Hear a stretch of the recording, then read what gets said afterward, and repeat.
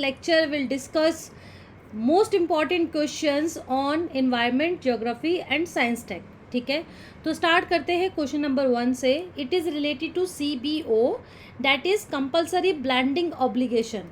ठीक है, तो ये CBO के कंटेक्स्ट में we need to solve this answer. पहली स्टेटमेंट है कि जो CBO का ऑब्जेक्टिव है which is to stimulate demand for compressed biogas in the city gas distribution sector.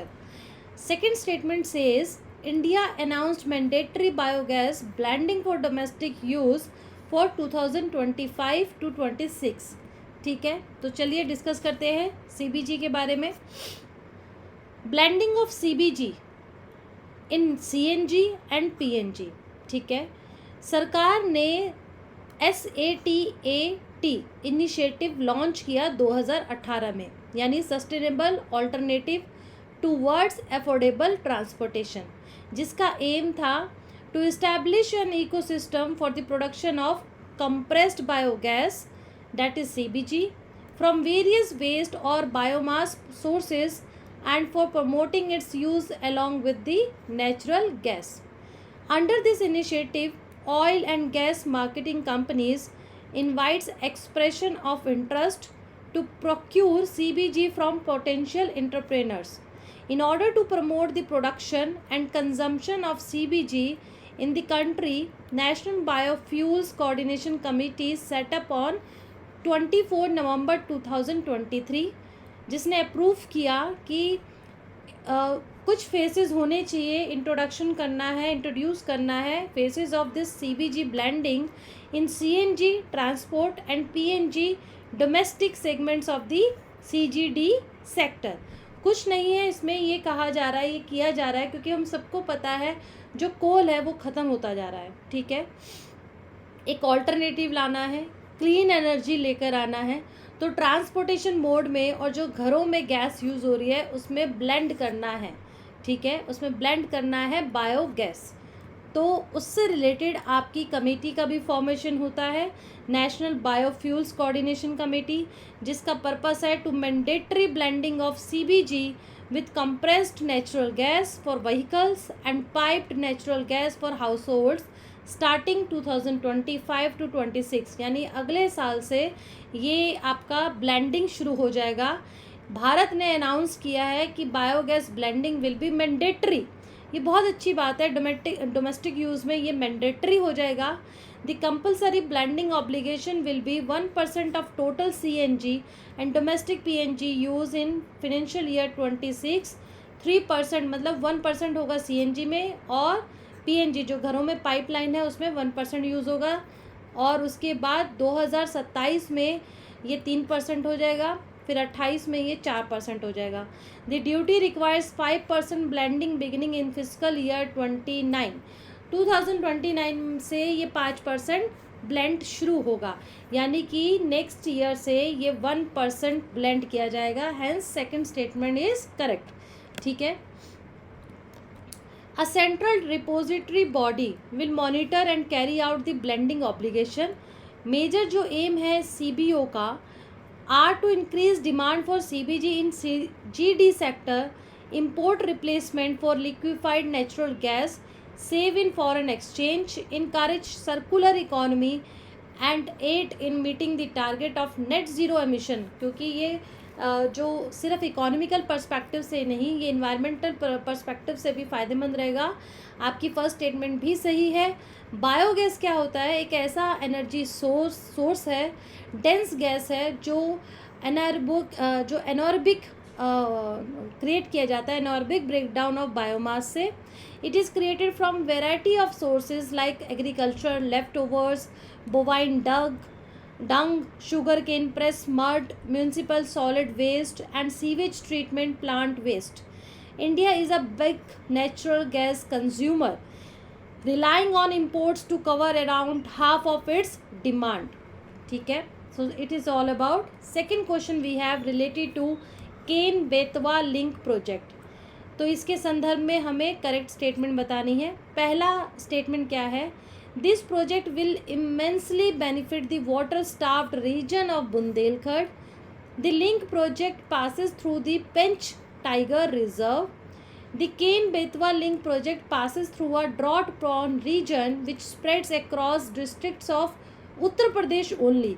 जब ये वर्ड आ जाता है only तो आपको थोड़ा सा कॉन्फिडेंट होना है उस स्टेटमेंट पे.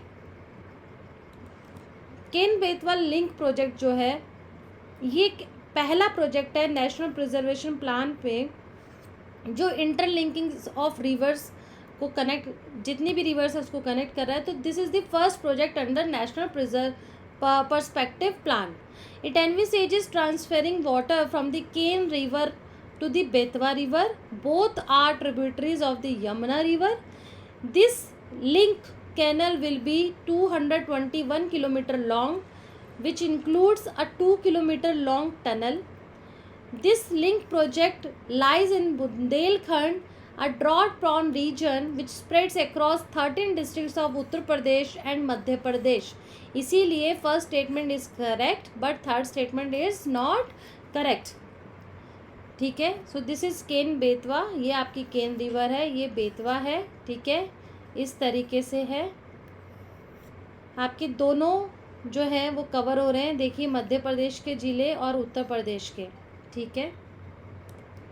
ये जो प्रोजेक्ट है ये आपका पन्ना टाइगर रिजर्व से होकर गुजर रहा है. ये उसके अंदर है ना कि पेंच के, इसलिए second statement is wrong. Hence option A is the correct answer. और थोड़ा सा इसके बारे में समझे. This is the river interlinking project जिसका एम है to transfer surplus water from the Ken river in Madhya Pradesh to Betwa river in Uttar Pradesh to irrigate the drought prone Bundelkhand region. ये जो रीजन है ये स्प्रेड है districts of 2 states, mainly Jhansi, Banda, Lalitpur, Mahoba district of Uttar Pradesh and Tikamgarh, Panna and Chhatarpur districts of Madhya Pradesh. Ken Betwa is one of the 30 river interlinking projects conceived across the country. Significance की बात करें तो it will not only accelerate the water conservation by construction of a multiple purpose dam but will also produce 103 megawatt of hydropower and will supply drinking water to 62 lakh people. ठीक है. Next question we have carbon border adjustment mechanism CBAM which is associated with United Nations Environment Program, Greenpeace, Global Environment Facility या फिर आपका European Union. Yes, it is related to European Union. Basically क्या है, European union ने अपना plan reveal किया है 55% reduction in green house gas emission by the year of 2030. पहले 40% था, नाउ अपग्रेड करके इसे 55% किया है जो रिड्यूस करना है ग्रीन हाउस गैसेस को.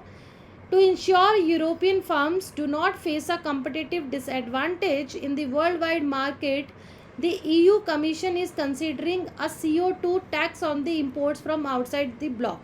अगर कोई non European Union countries in European Union जिसके 27 मेंबर्स है, मेंबर कंट्रीज़ है, अगर इन 27 कंट्रीज़ को इंपोर्ट करती है तो उस पर क्या देना पड़ेगा, टैक्स देना पड़ेगा. ठीक है, जिससे कि लोकल जो कंपनीज़ हैं उनको नुकसान ना हो. ये एक ऐसा भी इनिशिएटिव है जिसमें यूरोपियन यूनियन कंट्रीज़ अपने होम प्रोडक्शन से ज़्यादा दूसरी कंट्रीज़ को मौका दे रही हैं जहाँ पे कार्बन फुटप्रिंट कम है. क्योंकि इंडस्ट्रियल रेवोल्यूशन वेस्टर्न कंट्रीज से स्टार्ट हुआ था, तो जितने डेवलप्ड नेशंस हैं they are more responsible to enhance this greenhouse gas emissions. तो भाई इसीलिए यूरोपियन यूनियन इकोनॉमिकल और इन्वायरमेंटल से के पर्सपेक्टिव से उसने ये नियम बनाया कि भैया अगर बाहर से इंपोर्ट करते हो, जैसे इंडिया से इंपोर्ट करते हो, तो आपको CO2 जो है वो टैक्स कंसिडर होगा. लेकिन इनकरेज यही किया जा रहा है इंपोर्ट फ्रॉम आउटसाइड. तो ये जो मैकेनिज़्म है ये वर्ल्ड का फर्स्ट है which will affect imported goods from industries with high emission such as steel, cement, aluminium, fertiliser and energy generation. क्योंकि इन सभी के प्रोडक्शन में काफ़ी तादाद पर जो है कार्बन एमिशंस होता है, इसीलिए ये होम प्रोडक्शंस में ना करके आउटसाइड से मंगा रहे हैं. ये भी एक अच्छी चीज़ है.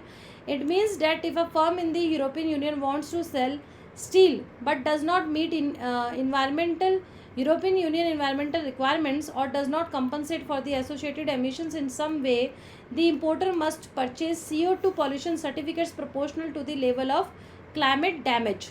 Hence D option is the correct answer. और बताएं तो ये एक ऐसा इंस्ट्रूमेंट है which is there for preventing carbon leakage, that is shifting of the production of goods to non EU countries where there is a lower or no carbon cost associated with their production. ठीक है, अगर ये mechanism apply होता है CBAM goods पे, तो जो भी EU पे इंपोर्ट हो रहा है, बाहर से आ रहा है, तो उसमें आपका क्या लगेगा, रेगुलेशन लगेगा और उसको 55 पैकेज के तहत ही कहा जाएगा. पर्पस बस यही है कि जो सर्टेन गुड्स बाहर से मंगाए जा रहे हैं उसमें कार्बन कंटेंट जो है उसका पता लगाना. अगर उस कार्बन कंटेंट ज़्यादा है तो उसको जो है CO2 सर्टिफिकेट अवेल कराना. ठीक है, और थर्ड कंट्री को भी ये प्रमोट कर रहा है, फॉरेन प्रोड्यूसर्स को, EU importers to reduce their emissions. ठीक है, नेक्स्ट क्वेश्चन वी हैव, ये UPSC ने पूछा था क्वेश्चन 2019 में. इस तरह के क्वेश्चन हमेशा आते हैं. Which of the following adopted a law on data protection and privacy for its citizens known as General Data Protection Regulation in April 2016 and started implementation of it from 25th of May 2018. तो इसमें से आपका European union, जैसे अभी ये question frame हुआ तो UPSC इस तरीके से क्वेश्चन पूछ चुका है. जैसे 2017 में लंबी सी स्टेटमेंट आपकी क्वेश्चन में रहेगी और भैया वो किसने स्टार्ट किया है, that you need to tell us. ठीक है, जैसे कि broad based trade and investment agreement BTIA is sometimes seen in the news in the context of negotiations held between India and European Union. तो ये इस तरीके से क्वेश्चन आपका UPSC पूछता है. Next question we have about deep sea mining. Deep sea mining के बारे में ये क्वेश्चन है. दो स्टेटमेंट है, you have to find out which one is the correct और बोथ करेक्ट और नॉट. पहली स्टेटमेंट है कि जो डीप सी माइनिंग है it involves removing minerals deposits and metals from the ocean seabed. Second statement says the high seas and the international ocean floors are governed by the ocean conservancy. तो देखिए पहली statement बिल्कुल सही है कि deep sea mining क्या होता है, नीचे सी माइनिंग, उसमें माइनिंग करना, जितने भी मेटल्स हैं, जितनी भी मिनरल डिपॉजिट्स हैं, उन सबको एक्सट्रैक्ट करना, रिमूव करना. ठीक है, ओशियन सी बेड से किया जाता है.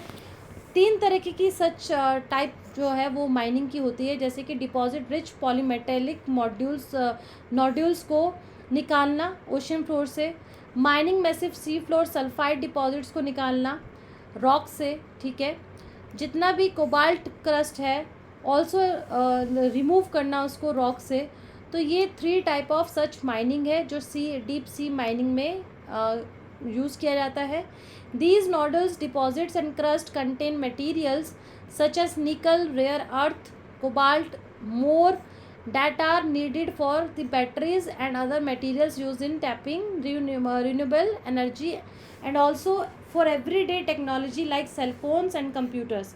ये वो सारे डिपॉजिट्स हैं जो अंडर सी हैं और जिनका यूज़ टेक्नोलॉजी में, बैटरीज में, आपके एनर्जी सेक्टर में बहुत ज़्यादा तादाद पर होता है. ठीक है, countries manage their own maritime territory and exclusive economic zone EEZ, while the high seas and the international ocean floors are governed by United Nations Convention on the Law of the Seas. Hence second statement is not correct. ठीक है, it is regarded to apply to all states whether or not that have signed or ratified. जिसने sign किया है तो भी सही है, जिसने नहीं किया तो भी इसका मानना पड़ेगा इसका ऑर्डर. ठीक है, according to this treaty the sea bed and its material और minerals riches are considered the common heritage of mankind and must be handled in a way that protects humanity's interest by sharing economic benefits, funding maritime scientific research and protecting maritime environments. Hence option A is the correct answer. Last question of the today's series, status of Tiger 2022 reports. Correct बताना है. 2022 में 2022 में नहीं, 2022 की report के अनुसार tiger का क्या स्टेटस है भारत में, उसके संदर्भ में आपको बताना है. पहली स्टेटमेंट है the number of tigers in India has increased from 2018 to 2022. Maharashtra has the maximum number of tigers in India. The number of tigers within the tiger reserves is the highest in the Kahana National Park. Shivalik hills witnessed a decrease in the tiger occupancy. ठीक है, तो देखते हैं. पहली statement बिल्कुल सही है, increase हुआ है 6.74% से इंक्रीज हुआ है. 2018 में थे 2967 टाइगर्स, 2022 में ये बढ़ के 3167 हो गए. प्रोजेक्ट टाइगर लॉन्च किया सेंट्रल गवर्नमेंट ने अप्रैल 1973 में, जिसका बहुत बड़ा रोल था to promote the conservation of this tiger species in India. Fifth cycle of the All India Tiger Estimation covered forested habitats in 20 states of India, जिसमें पता चला कि भाई टाइगर्स जो है in descending order is as follows. जिसमें सबसे पहले नंबर पे आता है central Indian highlands and eastern Ghats landscape, उसके बाद western Ghat landscape, Shivalik hills and Gangetic plains landscape, north eastern hills and Brahmaputra plain landscape and last Sundarbans landscape. ये पूछ सकता है, ठीक है, रीजन के टाइम पे पूछ सकता है. मध्य प्रदेश जो है उसमें सबसे ज़्यादा मैक्सिमम नंबर है टाइगर्स के, ना कि महाराष्ट्र के. तो ये स्टेटमेंट गलत हो गई. मध्य प्रदेश के बाद आता है कर्नाटका, कर्नाटका के बाद उत्तराखंड, उत्तराखंड के बाद आपका चौथे स्थान पे है Maharashtra. According to this data Arunachal Pradesh lost around 70% of its tigers from 29 in 2018 to just 9 in 2022. ठीक है, उड़ीसा में भी नंबर डिक्रीज हुए हैं, झारखंड में डिक्रीज हुए, छत्तीसगढ़ में डिक्रीज हुए. So these are the states where number of tigers have decreased. ठीक है, वेस्ट बंगाल में जो है बहुत ज़्यादा तादाद पे डिक्रीज़ हुए हैं. Nagaland also does not have any tigers now, Nagaland के पास कोई भी टाइगर नहीं है. ठीक है, तो नंबर ऑफ़ टाइगर्स की बात करें, जो हाईएस्ट है with in the tiger reserve that is Corbett, उसके बाद आपका बांदीपुर, उसके बाद आपका नागरहोल, बांधवगढ़, दुधवा, मुद्दुमलाई. देखो सबसे पहले है कॉर्बेट, ये याद रखना है. टाइगर की पॉपुलेशन की अगर बात करें शिवालिक हिल्स और गंगेटिक प्लेन्स में, तो सबसे ज़्यादा सर्ज हुआ है. वेस्टर्न घाट में डिक्रीज़ हुआ है. फ्यू एरियाज़ लाइक काली, उन सबको छोड़ के, लेकिन फिर भी ओवरऑल वेस्टर्न घाट में डिक्रीज़ हुआ है. Fourth statement hence is not correct. So option A is the correct option. Fourth क्या स्टेटमेंट थी, Shivalik hills witnessed a decrease in the tiger occupancies. तो भाई शिवालिक जो है उसमें आपका बढ़ा है, ना कि डिक्रीज़ हुआ है. Fourth statement is wrong, hence the option will be only C will be the correct option. ठीक है, so with this I am concluding my session, the environment or the science tech geographical MCQs here only. If you like this video, please like, share and subscribe my channel. If you have any doubt, you can ask in the comment box. If you have some suggestions which you really expected from my side, then you can write in the comment box. Thank you, all the best for UPSC examination 2024.